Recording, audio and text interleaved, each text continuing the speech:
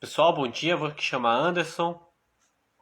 Nós começamos. Hoje tá aqui a câmera, chama Anderson. Já vai começar.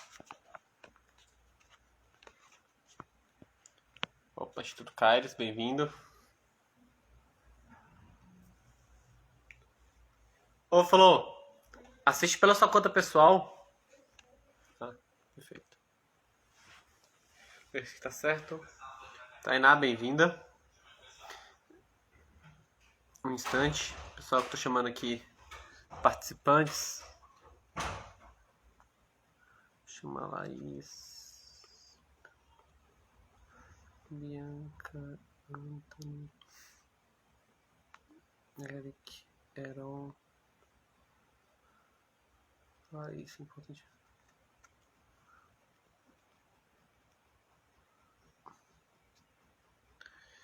Pega, tô chamando o pessoal, galera.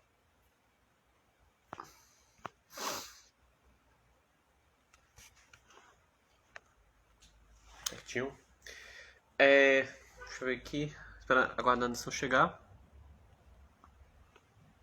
Ativar aqui o não perturbe. Para ninguém atrapalhar a live. E como dito, hoje nós vamos comentar as principais notícias da semana. Separei aqui a principal notícia de cada dia da semana. Alguns dias eu separei 2 notícias que aconteceram, coisas bombásticas ao redor do país. E eu pretendo comentar e explicar algumas coisas para vocês relacionadas a isso. Estou aguardando o convidado chegar, que foi Anderson, que fez a live comigo ontem. Falaram muito bacana e eu convidei ele para poder comentar as notícias hoje. Então estou nesse aguardo, pessoal.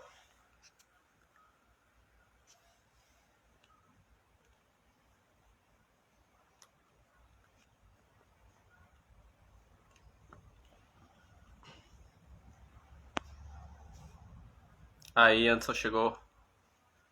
Já adicionar ele aqui.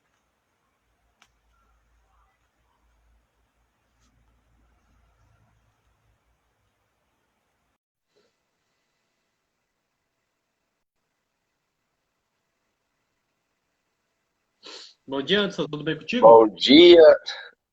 Bom dia, bom dia. Bem-vindo, Kels.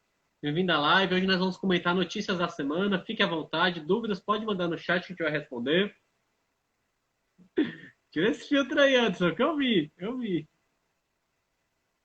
Olha, Vou usar um filtrozinho aqui porque é domingo de manhã. beleza. Vamos só esperar mais outra pessoa ficar online, só para ter um colozinho para a gente poder começar. Vocês têm alguém para chamar para a gente poder começar logo a live? Porque a gente tem que comentar as notícias da semana toda em apenas 1 hora, então tem muita coisa pra gente comentar. Se eu sair... Vê se você chama alguém antes, só pra gente começar, porque se eu sair daqui, vai fechar a live. Eu não consigo sair deixar aberto.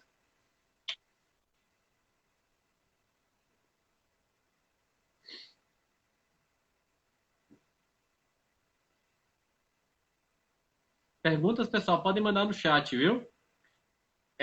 Revisando, nós vamos comentar todos os acontecimentos assim, de alta relevância que tiveram no país e alguns vitórias da conquista durante essa semana. Esse é um quadro que ocorre todo domingo às 10 horas da manhã.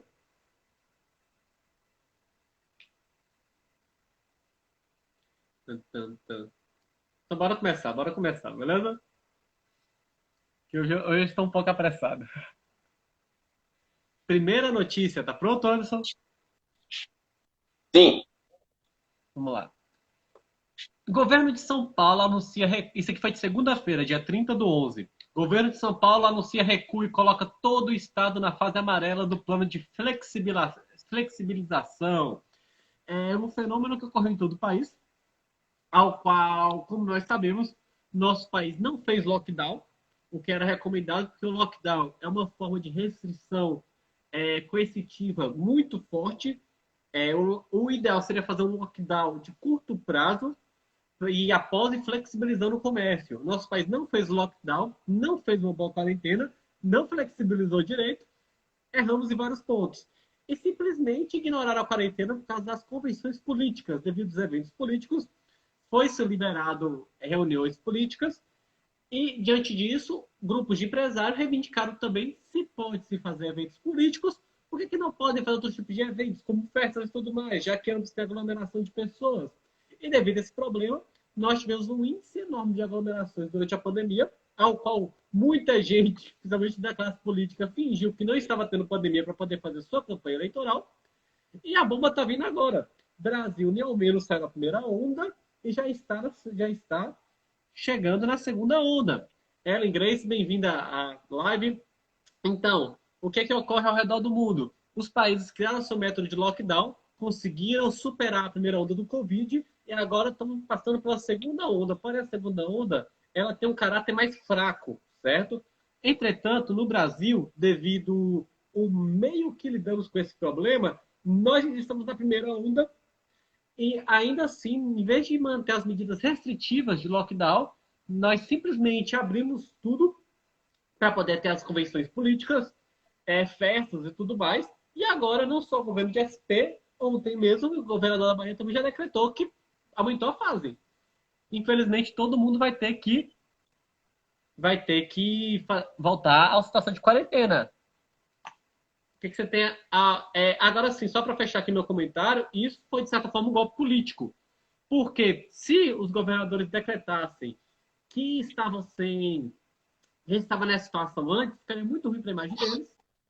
Sem contar que influenciaria no voto, pois muitas pessoas não iriam votar. Então, simplesmente botaram uma tampa em cima do problema, fingiram que não tinha coronavírus, teve as eleições e agora a bomba volta para a gente.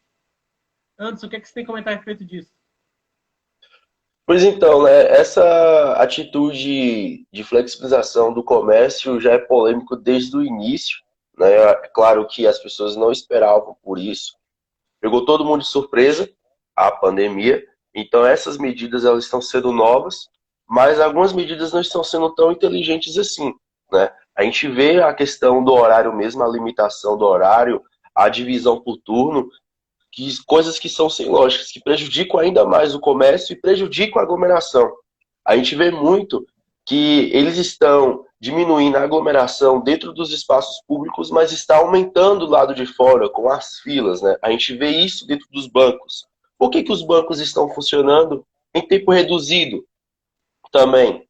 Né? Por que antes da pandemia a gente não via esse tantão de fila? Não é só com a Caixa Econômica, que está distribuindo auxílio emergencial. A gente vê isso com o Itaú, a gente vê isso no Bradesco, em outros bancos, Santander e etc. Entendeu? Então, eu acredito que algumas medidas elas estão assim sem lógica. Né? O restaurante tal vai funcionar de 5 a 11 horas. Né? Por que ele não pode funcionar no horário normal dele, no horário estendido? Evitando a aglomeração dentro do espaço, mas ele com horário estendido. Né? Tipo, a gente não entende isso. E também falta auxílio, Bruno. A gente não está vendo muito auxílio aos pequenos comerciantes, né? Empréstimos com juros baixos, ou algo assim do tipo. Eles estão limitando o comércio, o horário de atendimento, mas é uma coisa assim que eu mesmo não enxergo lógica nisso. Sim. Dentro disso, é só fazer uma ressalva aqui, que é até questão matemática. Se você tem uma população... Não, vou citar aqui, vamos lá. Você tem um público de 100 pessoas que são consumidoras de lingerie rosa. Vamos lá. 100 pessoas são consumidoras de lingerie rosa. E, normalmente, essa loja ela tem 8 horas para estabelecer a venda. Então, essas 100 pessoas elas vão no horário dividido entre 8 horas. Se você restringe para 4 horas, as pessoas elas vão ter... Essas 100 pessoas elas não vão desaparecer. Elas vão consumir seu produto dentro do prazo de 4 horas. Resumindo, vai mais pessoas no mesmo local ao mesmo tempo consumir o produto. Então, gente, essa redução de horário é algo muito burro. Desculpa falar logo a palavra, mas não tem lógica nenhuma matemática isso acontecer, beleza? Se você vai abrir o comércio, não tem por que abrir com horário reduzido, porque no momento que você abre o comércio com horário reduzido, você aglomera maior número de consumidores no mesmo ambiente. Gente, isso é matemática básica. Mesma coisa para o sistema de ônibus, reduzir frota de ônibus. Quem é pobre precisa trabalhar e vai dar um jeito de trabalhar. Então, se você reduz a frota de ônibus, a única coisa que você traz é o número maior de pessoas que usam aquele sistema se misturando no mesmo local, no mesmo período de tempo. Então, você aumenta a contaminação. Então, eu não sei o que esses técnicos fizeram. Está faltando pela matemática básica ali, entendeu? Isso é noção de aritmética básica, assim, lógico. O jeito ao qual nós fomos guiados nessa quarentena, não foi nada interessante. Desculpe a expressão se eu vou ser muito duro nisso, mas eu acredito que esses técnicos precisam andar de ônibus primeiro. Eles precisam andar de ônibus, porque a gente sabe que os ônibus em horário de pico eles sempre tiveram grandes aglomerações, isso mesmo antes de pandemia. Aí se a intenção é diminuir o número de pessoas dentro de um ônibus, você tem que colocar mais, né? Ou estender os horários, porque a gente sabe que depois das 7 horas começa a ter ônibus de hora em hora. Não é mais aquele horário comercial que a gente vê ônibus a cada 20 minutos, por exemplo. Né? Então, acho que a intenção teria que ser ampliar o número da frota nos horários de pico, né? E também estender mais o horário também de funcionamento, porque se eu não vou nas 6, eu posso ir no de 6h30 ou no de 7 horas para poder evitar a aglomeração. Vamos lá. Segunda notícia que nós vamos comentar. Bem-vindo, Rian, bem-vindo, Rony, bem-vindo, Osmário, bem-vindo, Ellen Chagas. Fique à vontade, dúvidas podem botar nos comentários. Vamos lá. Quem ganha, quem perdeu nessa eleição? Vamos começar aqui a fazer uma contabilização, certo? Pegando todos os partidos. Vamos lá. PPL, que em 2016 tinha 5 prefeituras, ficou sem nenhuma. PRP perdeu 18 prefeituras e PHS perdeu 39 prefeituras. Mas, gente, esses 3 partidos, podemos dizer que eles foram praticamente extintos ou incorporados em outros partidos, beleza? Uma coisa boa pra gente é que nós conseguimos tirar 3 partidos que só serviam para poder consumir fundo eleitoral, certo? O PHS, lembrando que está em processo desde 2018, ele está em processo de extinção, devido a muitos esquemas de corrupção, problema com verba, essas coisas. Fora isso, nós temos o PSTU, Lúcia Rocha, algo maravilhoso. Perdeu, não tinha nenhuma prefeitura, não conseguiu nenhuma, até que fim. Lembrando, gente, ela em entrevista falou que queria causar a revolução bolchevique no Brasil. Nós temos o PCB, também nenhum. PCO, Partido da Causa Operária, está ganhando até nome na internet, mas a gente sabe que o PCO não passa de meme, né? O PCO até hoje é um partido que realmente ele é comunista raiz mesmo, né? Luta pela família, é armamentista, não gosta dessa galera do Lebron, entendeu? Exatamente por isso não ganha visibilidade. Nós temos a OP0, nós temos o Novo, que conseguiu uma prefeitura. Essa, na minha opinião, foi uma derrota muito grande devido ao investimento financeiro que o Novo fez. Foi uma derrota terrível, assim, porque o Novo entrou com candidatos que têm competência de gestão, fez um investimento muito pesado financeiramente e conseguiu apenas uma prefeitura. Outro derrotado foi o PTC, que de 16 prefeituras só conseguiu uma. O DC, que de 8 prefeituras só conseguiu uma. E o PMB, que quase também caiu para uma. O PSOL foi um vencedor nessa eleição, que de 2 prefeituras aumentou para 5 prefeituras. Vamos discutir sobre isso depois, beleza? Não, já vamos discutir agora. Vamos lá. O PSOL até 2016 tinha 2 prefeituras. Agora tem 5 prefeituras. Para você, Anderson, o que é que se deu esse advento que passou pelo PSOL, que fez ele dobrar o número de prefeituras? Bem-vindo, Lázaro. Bem-vindo, Eric. Fica à vontade na live. Qualquer dúvida, mande nos comentários. Então, Anderson, para você, o que foi que ocorreu? Fez o PSOL dobrar o número de prefeituras? A gente vê que parece que foi o Pará, né? O Pará foi onde o pessoal cresceu mais. Eu acredito que é aquilo de apostar em novas gerações. Pô. Eles apresentaram novos nomes, né? Para poder sair. Mas, assim, em alguns lugares não foram nomes novos. Como a gente viu o Boulos em São Paulo, né? Que chegou a levar para o segundo turno a decisão, né, da prefeitura de lá. E a gente vê isso, uma aposta. Acho que a esquerda ela está se dividindo muito, né? Em alguns lugares ela se dividiu bastante. Não está sendo propriamente o PT, mas aqueles partidos que estavam na lateral, né? Que são aliados do PT, eles começaram a tomar frente. E eu acredito que isso ganhou mais força, né? A gente viu isso lá com Manuela Dávila, em Porto Alegre.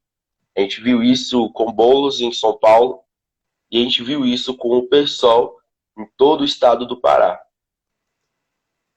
Bem-vindo, Alana. Bem-vindo, Eric. E só uma coisa para a gente poder conceituar. As prefeituras que o PSOL conseguiu foram prefeituras que anteriormente eram do PT. Então, o PSOL Uhum. está se tornando a alternativa à esquerda do PT. Uma coisa que eu acho um pouco complicado, porque eu vejo o PSOL como muito mais fascista e radical do que o PT, do partido em si. Mas é a vida, né? O PT está perdendo espaço, como nós discutimos ontem, o PT não aprende nada, porque todos esses anos continuam com o mesmo discurso retrógrado, de acusar todo mundo que não concorda com ele de fascista, e isso está tendo um peso muito grande, politicamente. O Rede, que é um partido muito curioso, que legalmente nem deveria existir, foi o pessoal que demandou do PT no período de impeachment de Dilma, e nem conseguiu bater a cláusula de barreira, mas conseguiu existir, né? Mesmo que legalmente. De 6 caiu para 5. O PRTB, de 9 prefeituras em 2016, agora concentra 6 prefeituras. O PNM, Partido da Mobilização Nacional, que é um partido pouco falado, mas tinha 29 prefeituras, caiu para 13. O PROS, que é um partido muito famoso na eleição bolsonarista, também caiu de prefeitura. Nossa, foi efeito. Todo mundo que o PT e Bolsonaro apoiaram caíram constantemente no número de prefeituras. Isso mostra que a população não está mais conseguindo aguentar nem o petismo, nem o neopetismo, que no caso é o bolsonarismo, que praticamente tudo é a mesma coisa. A população já não está mais aguentando. Nós temos o É PCdoB, os extremos, né? ninguém mais está aguentando. Nós temos o PCdoB, que foi uma derrota fatídica, que de 81 caiu para 46 prefeituras. Mas, observação, eu vi o PCdoB crescer muito nas câmaras, certo? O PCdoB, ele perdeu metade das prefeituras do Brasil, porém eu vi que ele cresceu muito nas câmaras, até Conquista é um exemplo disso. Nós temos o PV, que também perdeu mais que a metade das prefeituras. Partido Verde, Jorge aí, ó, Jorgão. Sabia quando eu era pequeno eu queria votar nele? Eu falei, nossa, cara, eu vou votar nele. Ele Jorge. tinha 101 prefeituras, caiu para 47. Ah, olha, é muito divertido. Bem-vindo à live, Alex. Qualquer dúvida, posta nos comentários, fica à vontade, viu? Nós temos o Patriotas. Patriotas cresceu muito, de 13 foi para 49 prefeituras, foi um grande vencedor nessa eleição. E, na sua opinião, Anderson, o que fez o Patriotas quadruplicar o número de prefeituras, na sua opinião? Eu acho que foi a visibilidade, né? O Patriota começou a ficar mais famoso também, com os ideais, etc. E a gente viu isso, principalmente o que deu mais visibilidade foi o MBL, né? E praticamente todo mundo se filiou ao Patriotas em São Paulo e deu aquela visibilidade também nas redes sociais, etc. E começou a ganhar força esses partidos, principalmente no interior, né? Eu acho que as eleições mais fáceis para os partidos aumentarem os seus números e investir também são nas cidades pequenas. Então, eu acredito que tem esse crescimento por conta disso também, né? Você acha que o Patriotas conseguiu esse espaço porque ele é um partido de direita que é alternativa ao bolsonarismo? Então, às vezes, o cara que é direita que não quer apoiar o Bolsonaro apoia o candidato do Patriotas? Sim, que não é um extremo, né? Também. Outro partido que foi vitorioso nessa eleição foi o Avante. Partido aquela coisa, né? O Avante. A Avante, para mim, é um partido muito confuso. Eu não consigo analisar o aspecto do Avante, porque toda hora muda o discurso, É pode ser desse uma coisa jeito mesmo. até perigosa.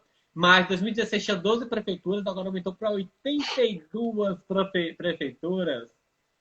6 vezes o número. Foi um grande vencedor dessa eleição. Parabéns, Avante, ó. Jogou muito. Para você, Anderson, E essa. o PL? Calma, tô O chegando lá. PL. Vou chegar lá, Deixa o calma. PL tá abaixo assim. Vou chegar no PL, respira. Assim, eu diria que o Avante, ele também é um partido posicional à direita, só que ele é um partido mais centro-direita, ao qual ele usou muito a questão da corrupção, do lavajatismo, foi um partido que se escolheu em cima do lavajatismo para poder crescer. E nisso as pessoas que às vezes não entendem a diferença institucional, mas acreditam que existe uma conspiração contra as operações federais, acabam apoiando o Avante, entendeu? E para você, o que Uhum. fez o Avante crescer tanto, Anderson? Eu acho que o Avante foi isso aí, pô. Porque eu acho que assim, esses partidos. Porque nas prefeituras, né, não cabe esse filosofismo assim de direita, de esquerda. Não vem muito isso. Embora essas eleições, eu percebi que elas foram mais ideológicas. Não é quem fez mais, mas o que pensa sobre isso, o que pensa sobre aquilo. Eu observei e eu, tipo, vi isso nitidamente, entendeu? Mas não foi uma questão ideológica. Principalmente no interior não rola muito isso. Nós queremos saber quem é que faz mais, quais são os projetos, etc. Então eu acho que as pessoas votaram muito pensando nisso. Aí nós temos que ver quem são as figuras que o Avante trouxe para o seu partido, em quem eles apostaram, né, e onde eles apostaram. Porque, como eu tô falando, tem partidos pequenos, assim, conseguiram bastante prefeituras, né? Mas a gente vê que nesses partidos aí, não tem aquelas cidades estratégicas. A maioria das cidades estratégicas estão no Democratas e no MDB. E no PSDB também, né? E o PT, onde estava tentando conseguir as cidades estratégicas, não conseguiu. Então, quem conseguiu foi o pessoal que estava mais forte investindo pesado nisso. Não, e dentro disso, nós também podemos citar o próximo no ranking, que é o PSL. O PSL, ele foi um partido que ele de 30 aumentou para 90 prefeituras, um número muito bom, porém eu acredito que ele tinha potencial de crescer muito mais. Porém, essa É, confusão do próprio PSL, do apoio ao bolsonarismo ou não bolsonarismo, esse conflito insano que semana que vem, aliás, semana passada já moção, ninguém mais sabe o que é, fez o PSL perder muitas pois é. prefeituras, principalmente depois da lista de apoio que o Bolsonaro deu. Dos 48 candidatos que ele apoiou, só dois O, ganharam. Simplesmente, pois é. ele fez os candidatos dele perderem. Se ele não tivesse dado apoio, a galera ia ganhar. Você podia apostar que o PSL ia ter mais de 100 prefeituras no Brasil. Isso. O PSL, ele tá bastante dividido e tá uma coisa turbulenta. Ele parece que chegou lá no topo, mas ele chegou lá já em turbulência. A gente viu o crescimento do PSL de uma forma extraordinária com a onda do bolsonarismo, né? Aí a gente viu nas últimas eleições o quanto que ele cresceu, ampliou a sua bancada dentro da Câmara, né? Colocou a gente dentro do Senado e etc. Mas o Bolsonaro deixou o partido, e quando deixou o partido, levou os seus ideais juntos. E o partido ele recuou, né? A gente viu isso com a Joyce Hasselmann lá em São Paulo, né? E deixa mais nítido isso como o partido estava. E ele estava dividido. Algumas pessoas colocaram as imagens de Bolsonaro com o partido 17. A gente viu aqui em Conquista isso, o Cabo Ellig, ele usava a imagem de Bolsonaro. Quando iniciava o programa eleitoral, aparecia a imagem de Bolsonaro. Né? Então ficava parecendo que era um programa de campanha presidencial mesmo. E outras pessoas não usaram. Falaram assim, ó, a gente não, a gente está mais centrado agora, a gente não quer o extremo Bolsonaro. Aí, por isso que ficou bastante dividido, né? Quem soube levar isso adiante teve o sucesso. Quem não soube e apostou errado, né? Não tiveram êxito nessas eleições. É como eu também esperava, né? Que poderia aumentar ainda mais. Porque ampliou, pô, o número até de fundo, né? E etc. Sim. Mas não souberam investir direito. Nós somos contra fundo eleitoral, mas se é pra a gente não é tão contra. É incrível a evolução É, dos partidos. Não, ó, o partido perigoso ganhou muita força foi o Solidariedade, o partido de Paulinho da Força. De 61 prefeituras, ele conseguiu agora 94. E o mais interessante é que ninguém fala disso. É um partido que tem 94 prefeituras no país, que é um número muito alto para um sim, partido minúsculo como era o dele. É um partido assim que tem relações, como é que eu explico, complicadas, principalmente com bicheiro, essas coisas. É um partido que já teve indícios de envolvimento, eu falar que é a palavra certa, para não tomar processo, indícios de envolvimento, entendeu? E agora tem 94 prefeituras. Isso é bem, bem complicado. e aí Então, eles apostaram, é mais nítido que eles apostaram em cidades pequenas. Aqui Padre Paraíso também, em Minas, ganhou o prefeito lá, Diogo, é o Diego, do Solidariedade também, entendeu? Que é o 77, não é isso? é, agora vamos falar de um dos grandes vencedores, que foi o Podemos. De 30 foi para 102 prefeituras. Sérgio Moro. Sérgio Moro. Lembra Álvaro Dias na eleição do presidente? Pois é, Sim, galera. O Podemos agora está com 102 prefeituras. São um dos grandes vencedores da seleção. Mais que o 38 milhões de Podemos. prefeituras no país. E eu vejo o Começa. Podemos como um avante. Assim, eu não consigo diferenciar aspecto político. A minha única diferença é o quanto foi investido em campanha, entendeu? O Podemos ele foi um partido que ele se afiliou. Ele começou a usar a Lava Jato, usar determinados movimentos policiais para poder subir, falar que Fazer são o defensores desse marketing. movimento, entendeu?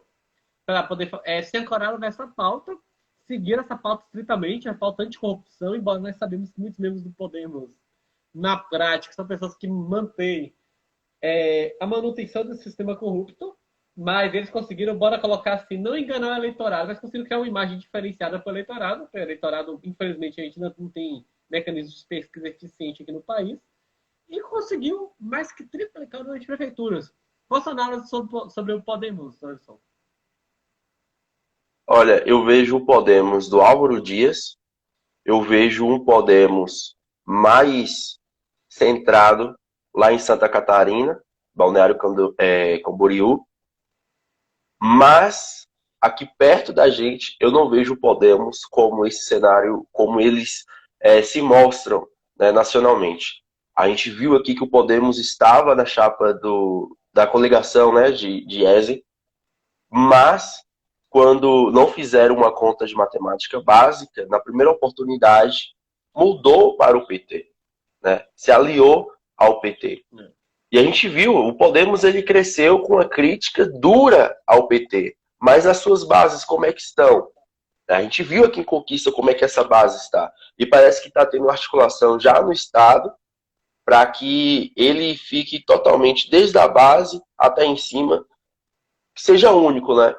Porque a gente viu aqui a interferência também da executiva estadual do Podemos para que o município, para o diretório municipal, apoiasse o candidato do PT. Então a gente vê isso. Parece que não é um partido unido, ele é bem diverso, né? A gente tem aquele cenário lá em cima, que é crítico ao PT, crítico à corrupção, a favor de Sérgio Moro e etc. Mas nas suas bases a gente vê que aquelas negociatas políticas ainda continuam acontecendo, né? Aquelas velhas práticas continuam acontecendo e eles acabam se aliando, não se importando mais com as suas ideologias, mas sim com o futuro deles, né? Quais cargos que eles vão ganhar, né? Como é que vai ser o investimento, etc. Não, isso é uma coisa que acontece muito no cenário municipal. Para o pessoal que está assistindo entender, o que ocorre muito aqui no Brasil. A âmbito federal, muitos partidos são antipetistas, são anticorrupção, mas na prática, na hora de votar em âmbito municipal, são os caras que são mais básicos do PT. Por exemplo, quando o PT estava no poder, quem estava junto com o PT com base de governo, além do MDB, tinha o PP. O PP era o partido de Bolsonaro na época, passou anos dentro do PP. O PSL, que virou o partido dele, que se elegeu na última eleição de presidente, é um dos partidos que mais vota com o PT do país. Então, tinha eleições municipais. Então, é algo a se ver. Deu tanto quando o Bolsonaro saiu como presidente com o nome de antipetista, eu falei, oxe, como é que ele vai ser antipetista? A vida toda ele trabalhou com o PT. Mas é uma coisa que o pessoal não pesquisa o histórico do candidato, não? Então, as pessoas confundem também muito o federal com o municipal e estadual. O que nós temos aqui é realmente o enraizamento desses partidos de extrema-direita com o PT. Você olha até na Câmara de Conquista, os votos são muito iguais, são muito semelhantes, são muito unidos. Só que na hora de fazer propaganda e ganhar voto, não. A gente é contra, a gente é anti, petista e tudo mais. Isso vai acabar. Porque Precisando em essa janeiro, imagem.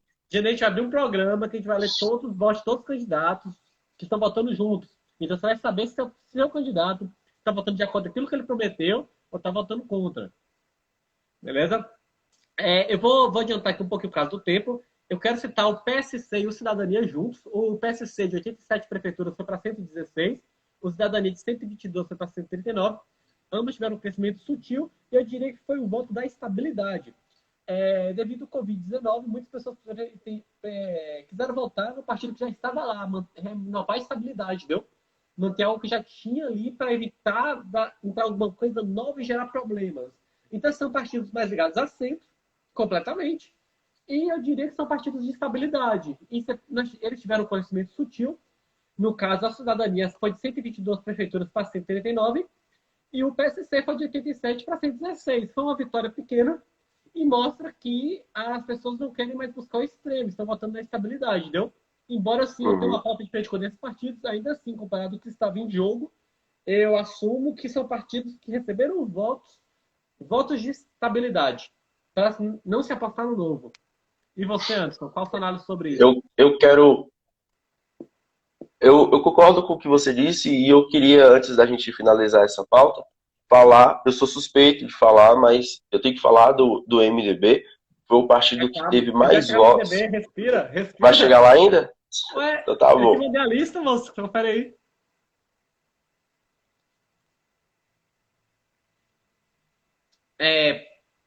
Então, eu vou Eu pensei adiantar que a aqui um gente já ia pouquinho. mudar de assunto. Não, não, não. Eu vou comentar todos os partidos. Tá na pauta, foi enviada. Você recebeu a pauta? Uhum. Tem que ler a pauta. Vamos lá. Eu tava vendo Próximo aqui. PT. PT foi um grande derrotado nessa eleição. pessoal fala mais, Bruno, o PT tinha 254 prefeituras, ficou com 183. Perdeu pouca. 70 prefeituras, comparado ao número que ele tinha, é pouco. Só que o PT foi o partido que mais investiu nessa eleição. Só em Vitória da Conquista, o PT investiu quase R$ 1 milhão. Para prefeito, e perdeu a eleição para prefeito, foram mais de R$ 700 mil investidos. O PT, eu diria que ele foi um grande derrotado nessa eleição. Um dos grandes derrotados. E isso é preocupante porque até os caciques do partido estavam lá na linha de frente, né, pedindo um voto mesmo, batendo de porta em porta, e tiveram essas respostas, né? O PT, ele simplesmente... E na realidade ele perdeu para quem? Perdeu para o PSOL, perdeu para os partidos de esquerda que estão crescendo. Mas... Inverteu, porque esses partidos ficavam na asa do PT e agora o PT que vai ficar na asa deles, né? Exatamente. O PT, assim, foi uma derrota muito trágica para o partido, não apenas no número de prefeitura, mas quando você olha o valor investido, foi uma derrota que não tem base matemática, porque quando a gente vai trabalhar com eleições, a gente contabiliza quanto vale um voto. Normalmente uma média é de 20 centavos um voto e tudo mais. O que é 20 centavos um voto? É o quanto você vai investir em marketing, beleza? Onde tudo isso é calculado. Só que em conquista... Ô, Anderson, você tem como... Eu pesquiso aqui quantos votos a Raimundo teve. Vamos calcular os votos por investimento. 82 mil 82 e mil? pouco. Perfeito. Um segundo. Por um instante. Ô, amor, dá uma olhadinha, Leide, por favor. Ricardo Pires, bem-vindo à live. Vamos pegar aqui o seguinte. Se ele teve 82 mil votos, ele gastou, com média, 90 centavos por voto. Gente, 90 centavos por voto, você elege presidente. Os caras gastaram mais localmente, é claro que o valor é proporcional, do que uma eleição presidencial e conseguiram perder. O PT está fazendo uma política muito errada. Muito errada. Beleza? E isso, nossa, eu quero ver como o PT vai se organizar agora. Porque esse prejuízo financeiro que o partido teve, só o que a gente tem de contabilização A gente sabe como é que foi. foi o Isso. prejuízo da história do partido. Aqui em Conquista é uma cidade que projeta muito o cenário nacional. É como a gente sempre diz. O PT começou em Conquista antes do governo do estado e antes, né, no Brasil. E a gente está muito pertinho de Lula. Lula visitou todas as cidades no segundo turno. Assim, o PT, né, conseguiu levar muitas cidades para o segundo turno. Pelo menos teve essa força ainda. Mas a gente viu que os caciques, aqui estava Jacques Wagner estava participando das carreatas, das reuniões de articulações políticas com os outros partidos. O governador Rui Costa foi o que mais visitou a cidade, né, veio aqui pelo menos por umas 6 vezes, né, nunca antes na pandemia, etc. Ele fez essa campanha aqui, presencialmente, investiram pesado, o limite de fundo eleitoral eles utilizaram e obtiveram esse resultado, né? E, tipo, o resultado, assim, foi tão impressionante para eles, com a diferença de votos, que entraram na justiça e vieram com aquele discurso, né? Ah, foi o uso da máquina, ah, foi fake news, ah, não sei o que, né? E estão desse jeito.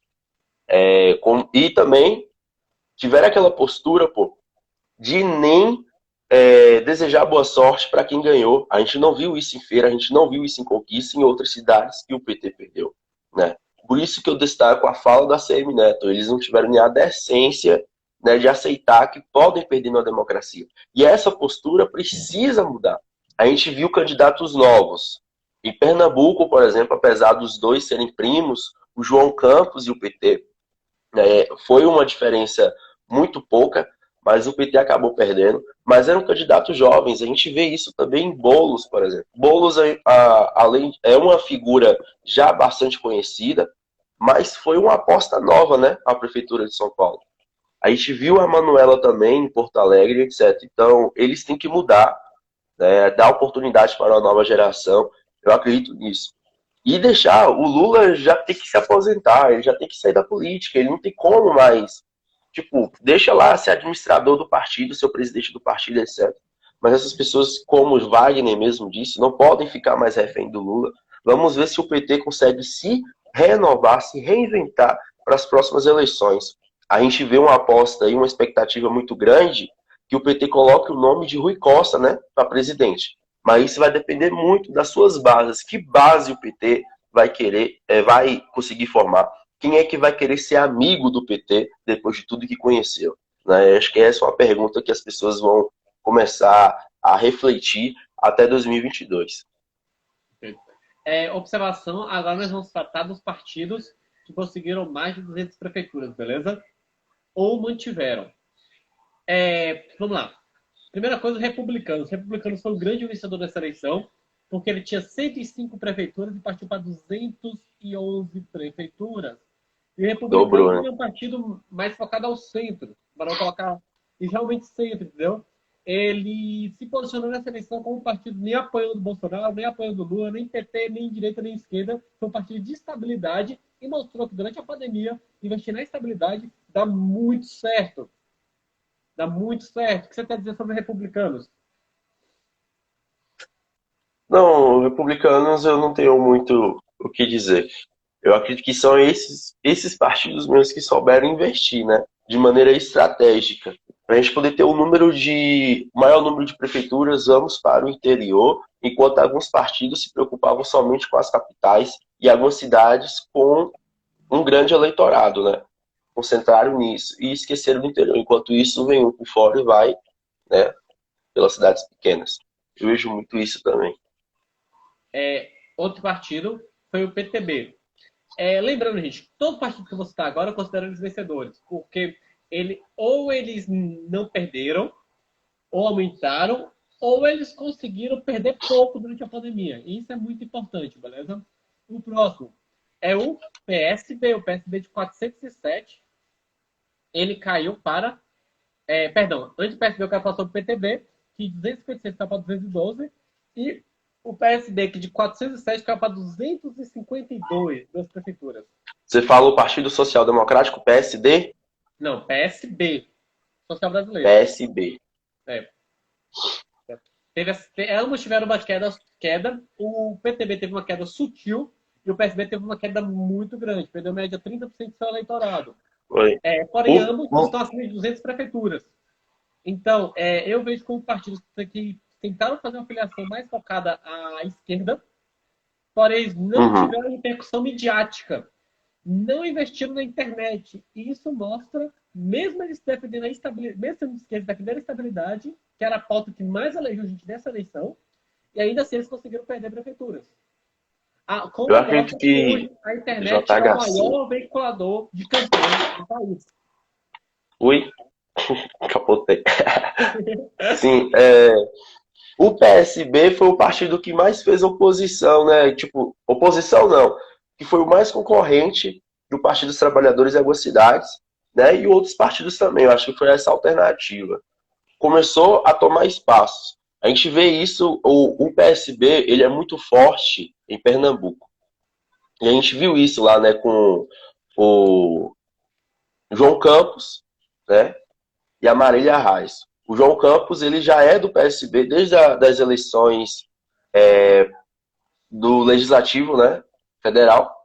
Eu acredito que JHC, o prefeito que agora foi de Maceió, ele também é do PSB, né, isso eu preciso confirmar isso. Porque acho que o número dele era 40 também.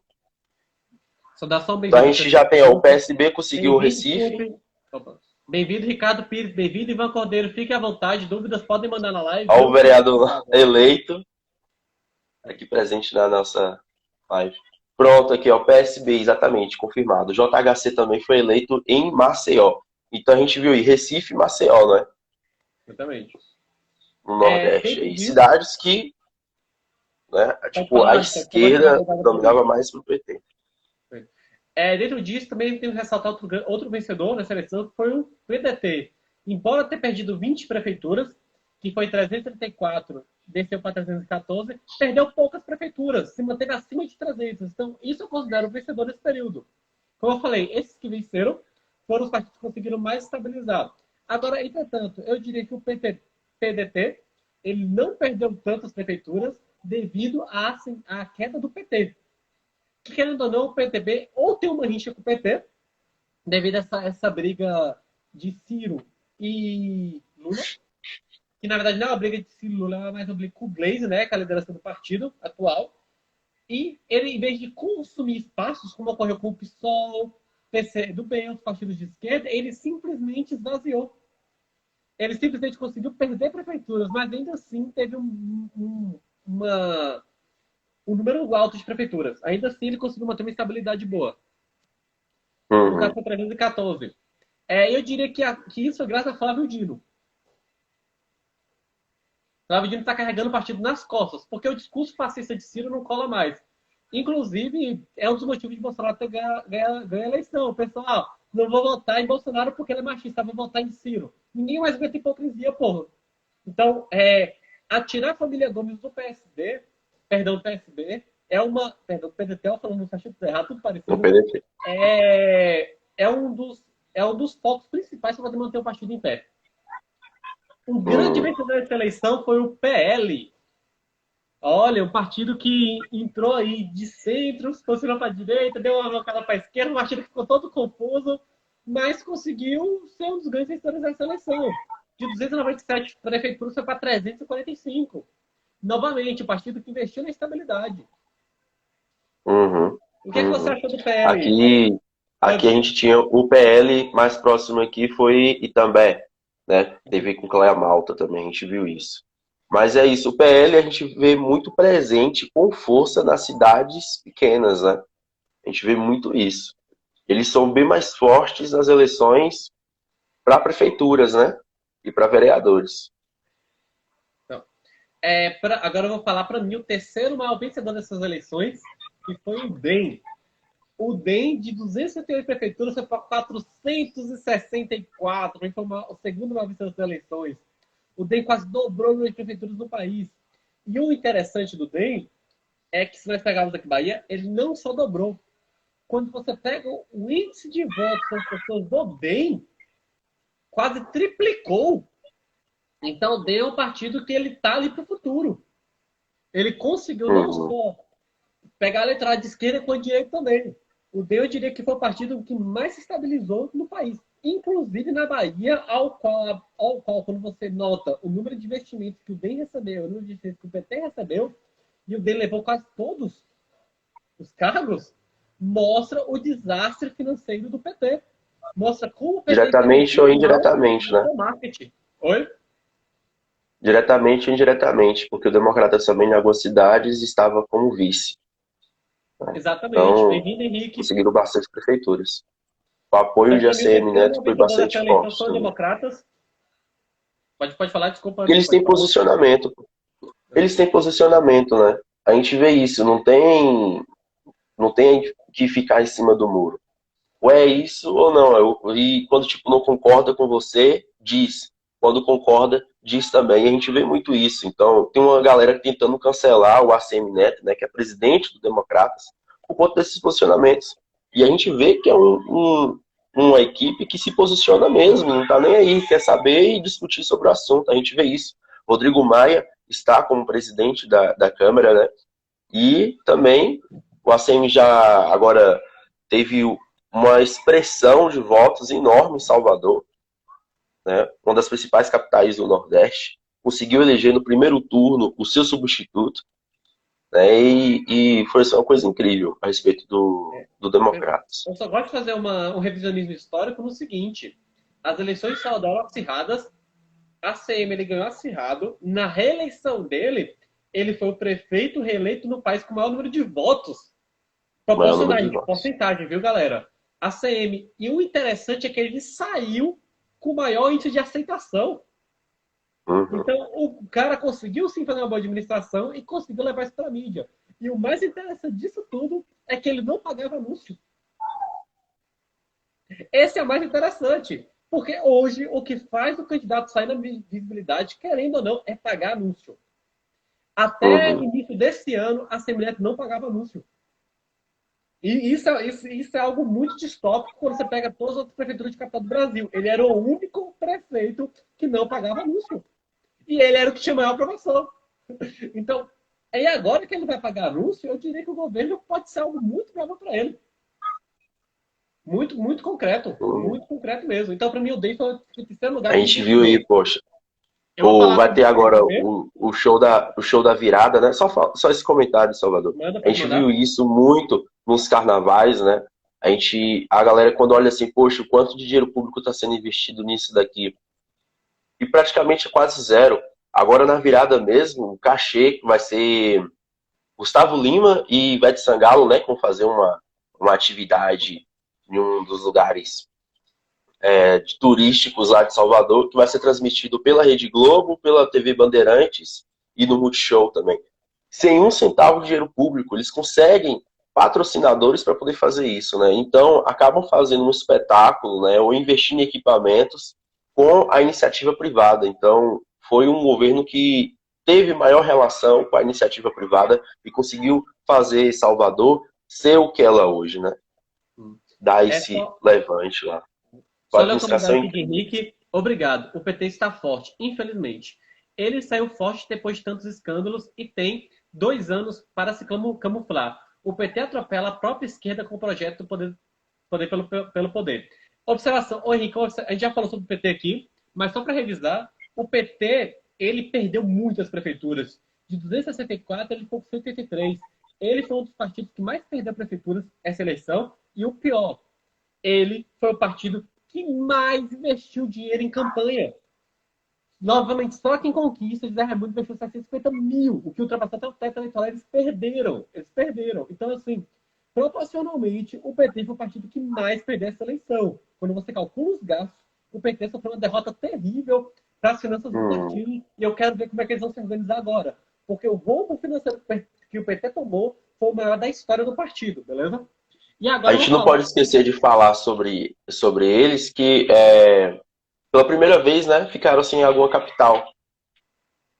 Isso Exatamente. já mostra O uma Henrique, fraqueza. o PT perdeu muito. Assim, o PT ainda é muito forte em Câmara, nas câmaras municipais também, na Câmara Federal ainda é muito forte. Agora, para executivo perder, o PT foi quase varrido. Pessoal, agora eu quero falar sobre, para mim, um dos maiores derrotados e que ninguém lembra dele, que é o PSDB. Pessoal, o PSDB, eu gostaria de fazer um revisionismo aqui, que é o seguinte. O PSDB, ele tá de 799 prefeituras, ele caiu para 520. Só que, gente, eu quero citar uns pontos sobre o PSDB. Que eu sei que muita gente vai discordar, mas não é meu partido. Para quem não sabe, hoje eu sou afiliado ao DEM, mas para mim, tanto faz partido que eu tô. Eu tenho o meu próprio movimento político. Eu tô no DEM porque eu dei espaço para esse movimento. Se no dia que não der, eu caio fora. Assim, eu sou muito simples na política. Mas, galera, o PSDB é um partido ao qual ele possui a melhor administração do Brasil. A maioria das cidades, as melhores administradas do Brasil, são do PSDB. Então, o partido finalmente tem pessoas competentes dentro e sofreu o maior golpe durante a Lava Jato, foi o PSDB. Hoje eu vou fazer a defesa do PSDB. Eu não deveria fazer isso, mas hoje eu vou fazer. Porque lembrando, durante a Lava Jato, o partido que mais perdeu não foi o PT, nem o maior vencedor que eu vou falar agora. Então, já vou falar, ó, pessoal, para mim, o maior vencedor dessas eleições foi o PP. E vou explicar o porquê. Gente, durante a Lava Jato, que eram os partidos envolvidos em corrupção, os partidos que eram base de governo. PT era governo, partido de Bolsonaro era governo, que era o PP, e o MDB. Eram os três partidos que estavam pilares em todos os escândalos de corrupção. Galera, o PP teve mais gente ouvida em corrupção do que o PT. O PP conseguiu essa proeza e hoje foi o partido que mais levou prefeituras. Simplesmente as pessoas esqueceram do PP. O PP, que foi o partido mais ouvido de corrupção no Brasil, hoje foi o partido que mais saiu vencedor. De 495 prefeituras para 695. Num período de simplesmente você tem a mídia, você tem tudo. O PT foi o maior vencedor dessas eleições de longe, galera. De longe, de longe, de longe. E o mais engraçado é que o PSDB, que foi o partido que não estava no governo Dilma, que foi um partido que era oposição, que não tinha um ministério, foi o partido que mais caiu, mais foi destruído, porque ficou em cima do muro.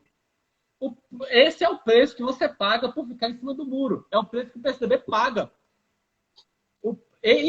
O fenômeno que o PSDB sofreu foi incrível. O PSDB ele não estava ouvindo escândalos de corrupção, Gente, eu não tô dizendo que tem gente corrupta. Muita gente corrupta no PSDB, sim, beleza, galera? Eu estou dizendo que naqueles escândalos que ganharam foco, o PSDB não estava envolvido. Estava envolvido em outros escândalos, beleza? Mas aqueles não estavam envolvidos e eles foram mais prejudicados. Quando você para contabilizar, essa eleição eles perderam mais prefeituras que o PT. Sendo que o PSDB tem uma gestão relativamente boa, não estava nos escândalos de corrupção, e ele perdeu as prefeituras para o partido que era base de governo do PT. E o pior é que o PT ele levou votos dos ex-petistas. Para você ver como a desinformação é grande. O PP, que era a maior base de governo do PT, se colocou como antipetista e levou os votos da galera antipetista. Gente, o PP jogou muito com a mídia, cara. O que o PP fez foi magnífico. Do ponto de vista de marketing, foi magnífico. O partido que mais soube usar a internet, que mais soube enganar o eleitor, foi o PP.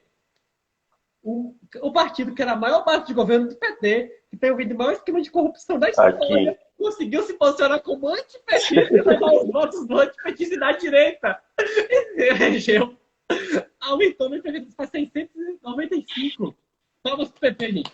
Pra mim foi mal vencedor. Foi o PP. Foi o PP, ó. De longe, velho. De longe. O PP aqui perto, a gente tem a Barra do Choça, né? Alderban. Alderban? Oberdan. Alderban Rocha, prefeito de Barra do Choça, pelo PP. E por último, vou falar sobre o MDB.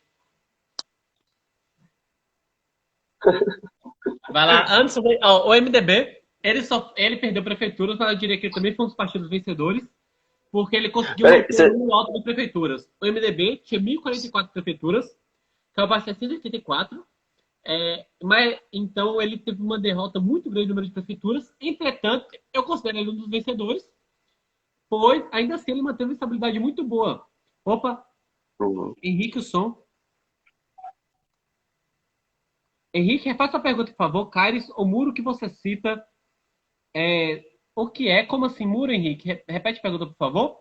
E Natan Cordeiro, bem-vindo à live. Então, hoje o MDB ainda concentra 604 prefeituras, no caso, a maior parte de prefeituras do país. Ainda assim, ele perdeu, em média, umas 245, o que é muitas prefeituras, o MDB perdeu. Anderson, MDB, você que vai comentar. Manda para mim. Ok. Antes do MDB, o PSDB, ele foi o que teve maior eleitorado, não foi isso? Como assim? Ele teve o maior número de votos, não foi isso, o PSDB? Não, o PSDB perdeu. Teve um partido muito que saiu campeão de votos. Eu acho que foi o PSDB. Ok, enquanto isso a gente vai falando do MDB. O MDB no primeiro turno... O que o Henrique falou. O Henrique falou o seguinte. Até 2015, a cabeça do PSDB era Geraldo Alckmin, tanto que era presidente do partido. É alguém que eu acho interessante, eu gosto da gestão dele e tudo mais, beleza? Para mim, ele foi um dos melhores governadores da história do país. Entretanto, no momento que se polarizou a política entre esquerda e direita, essa guerra que houve, você pega as entrevistas de Alckmin, sempre foram entrevistas mais baseadas em quê? Em não acusar, em tirar o seu de reta, em não fazer meia culpa para a corrupção, entendeu? E tudo mais. O PSDB se botou neutro. E no momento de polarização, você não ter atitude, você se colocar neutro, é basicamente declarar sua queda. Então, tanto que o PT usou isso a seu favor. Você vai lembrar das manifestações da merenda, do passe livre. O PT organizou essas manifestações contra o PSDB e voltou contra ele. Beleza, foi algo que ajudou no impeachment de Dilma. Mas essa não agressão do PSDB, essa política de passividade, foi algo que praticamente está destruindo o partido. Entendeu? Uhum. E hoje, um dos principais nomes que está no PSDB, que é o Dória, né? Eu esperava muito dele, tinha uma expectativa, assim, quando ele assumiu a Prefeitura de São Paulo, mas parece que o crescimento dele também foi rodeado de turbulências e ao invés de agregar, ele conseguiu afastar, né? Então a gente não vê o PSDB hoje como um partido sólido, né? A gente não vê ele como um partido corporativista hoje. Então eu não consigo prever assim, o cenário deles para 2022, não. Só vejo o nome Dória, porque o Aécio ficou apagado, né? O Aécio sumiu. E assim, uma coisa interessante de notar para o PSDB sempre foi um partido muito democrático. Lá tem gente de esquerda, tem gente de centro, tem gente de direita, entendeu? Inclusive, as figuras de direita do PSDB, eu acompanho o trabalho delas, eu gosto muito, entendeu? É, Agora, o que eu noto no PSDB é justamente a tentativa de posicionamento. O PSDB está tanto se posicionar à direita, mas por lá, ser tudo por votação, não está conseguindo, entendeu? Está tendo muita briga interna. O PSDB está há 3 anos tendo rixas internas dentro do partido. Isso prejudica muito sua estabilidade. Mas eu acredito sim que o PSDB é um partido vai se estabilizar, entendeu? Ele tem 2 anos pela frente. Eu acredito que ele vai conseguir estabilizar e vai conseguir se lançar para 2022. Uhum. Olha só, o MDB, ele teve mais votos no primeiro turno, levou bastante prefeituras para o segundo turno, principalmente nas capitais, né? De 12 cidades que estavam disputando no segundo turno, que a gente tinha aí em torno de 52, 57 cidades no segundo turno, o MDB estava em 12 e saiu com 10, né? Disputando o segundo turno. Mas continua sendo o maior partido do Brasil, com o maior número de prefeitos também e o maior número de vereadores. Uma coisa que eu gostaria de destacar também é que ele saiu com o título de mais diverso.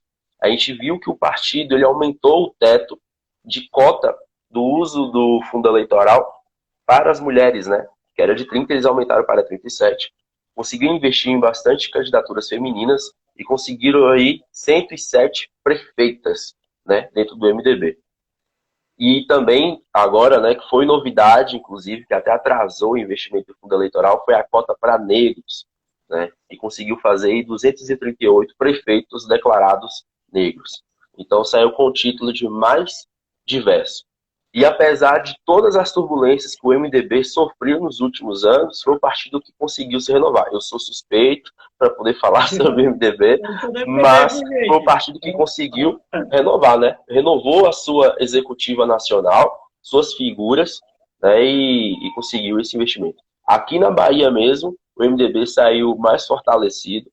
Ele continua sendo um partido que todos querem que ande do seu lado, porque a gente conseguiu aí tanto Feira, né, o Colbert, aqui em Conquista com Wesley Guzmão, que é uma liderança que ela não é velha, é nova na política, está em ascensão, está em crescimento, agora com o segundo turno, e já projeta um cenário para 2022, né?